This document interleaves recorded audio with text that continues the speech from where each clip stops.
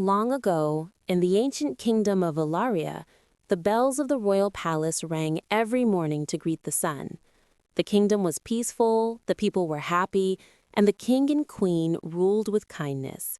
Their only daughter, Princess Sofia, was loved by everyone. She had soft golden hair, bright brown eyes, and a gentle heart. Wherever she went, flowers seemed to bloom brighter and people smiled wider. But behind the walls of the palace, there was growing fear.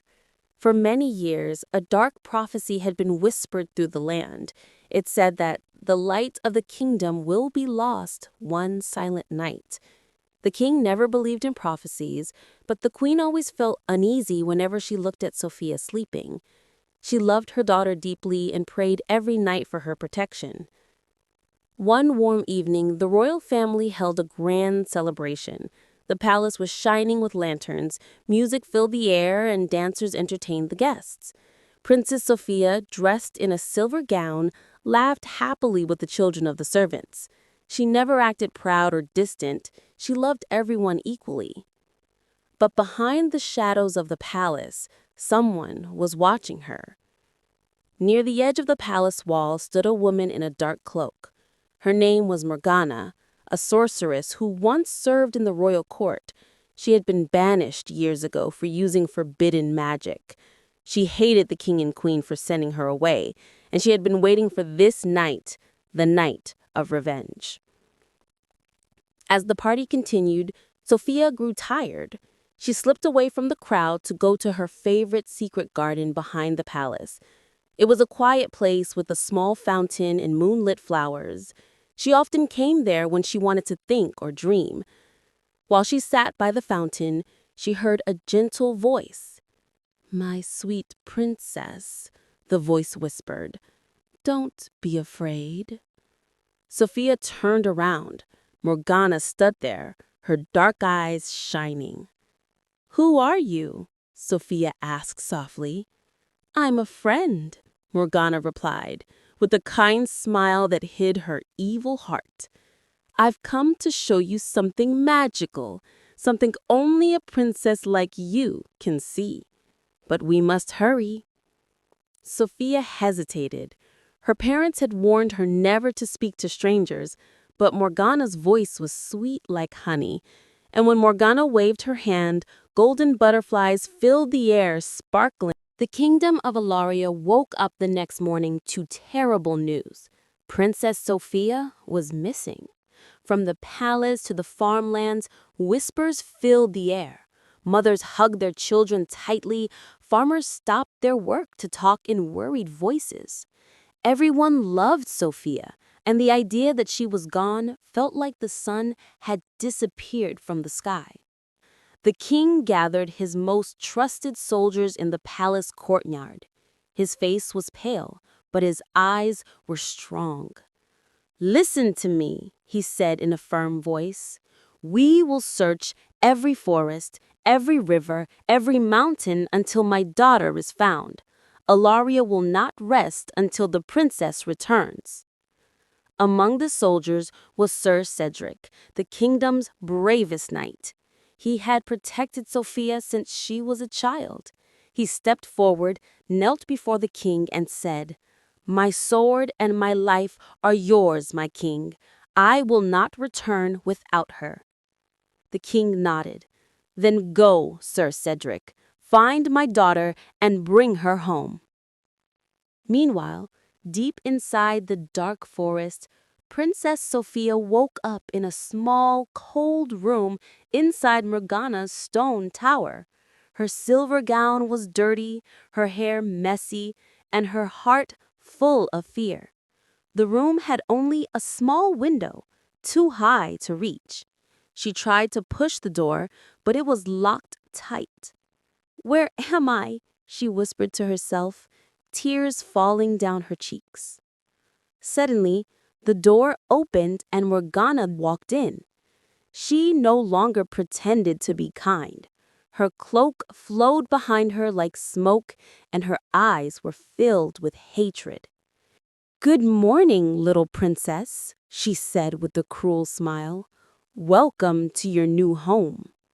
Please let me go, Sophia begged. My parents will come for me. You can't keep me here. Morgana laughed loudly. Oh, they will search for you, yes. But the forest is full of magic. It hides what I wish to hide. They will never find you unless I allow it. Sophia stood bravely, even though she was scared. Why are you doing this? She asked. Because your family destroyed my life, Morgana hissed. They banished me from the kingdom. But now I will take everything from them. Without you, the kingdom will fall into sadness and confusion. Soon I will return to Alaria, not as a servant, but as its ruler. Sophia's heart sunk. She realized Morgana's plan was not just to keep her, it was to destroy the kingdom. But Sophia was smart. She decided she would not cry anymore. She would look for a way to escape. Back in Alaria, Sir Cedric led a group of knights into the forest. They rode horses through thick trees, calling Sophia's name. Birds scattered as they moved. The golden light of morning spilled through the forest as Sir Cedric and his men prepared to ride. Their armor shone faintly in the dawn, and their hearts were filled with determination. Cedric pointed toward the direction where he had seen the stone tower. Today, he said firmly, we bring Princess Sofia home. The soldiers nodded, gripping their swords tightly. Horses neighed as the troop moved through the thick forest. The fog was heavy again, swirling around their legs like living shadows. But Cedric followed the memory of the white deer that had guided him. He trusted it was a sign from the spirits. Meanwhile, inside the tower, Princess Sofia sat silently by the window. She hadn't slept much. She kept thinking of her parents, her kingdom, and the life she missed so deeply. She remembered the laughter of the palace, the warm smiles of the people, and the gardens where she used to play. I will not give up, she whispered to herself. Someone will come for me. Suddenly, the crow outside the tower gave a loud warning cry. Sophia ran to the window and looked out. Through the mist, she saw shapes moving, knights on horses. Her heart leapt with hope. They found me, she cried. But Morgana heard the crow too. She rushed to the top of the tower, her black cloak swirling like a storm. When she saw the approaching soldiers, her eyes burned with rage. They dare enter my forest, she hissed. Then they shall never leave. She raised her hands toward the sky and began to chant dark words. Instantly, the trees came alive, twisting their roots and branches to block the path. The ground trembled as a strong wind howled through the forest.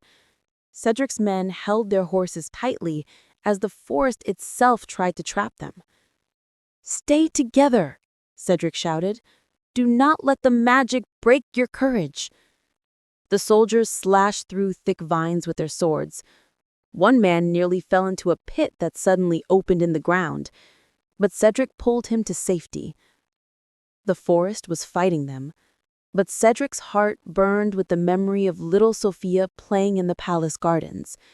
He had sworn to protect her, and he would not fail. Finally, they reached the base of the stone tower. Morgana appeared on the balcony above, her voice echoing like thunder. You are fools to challenge me, she screamed. This tower is guarded by magic no sword can break. Cedric looked up at her and raised his sword. We are not afraid of your darkness, Morgana. Love is stronger than your hate. Morgana laughed and sent a bolt of dark energy toward them. Cedric lifted his shield, and the energy struck with a loud boom. The soldiers staggered but did not retreat. Inside the tower, Sophia remembered a secret. Her mother once told her that true courage can break any dark spell. She closed her eyes and began to sing a lullaby that the queen used to sing to her when she was a child. It was a song about light, hope, and love. Her soft voice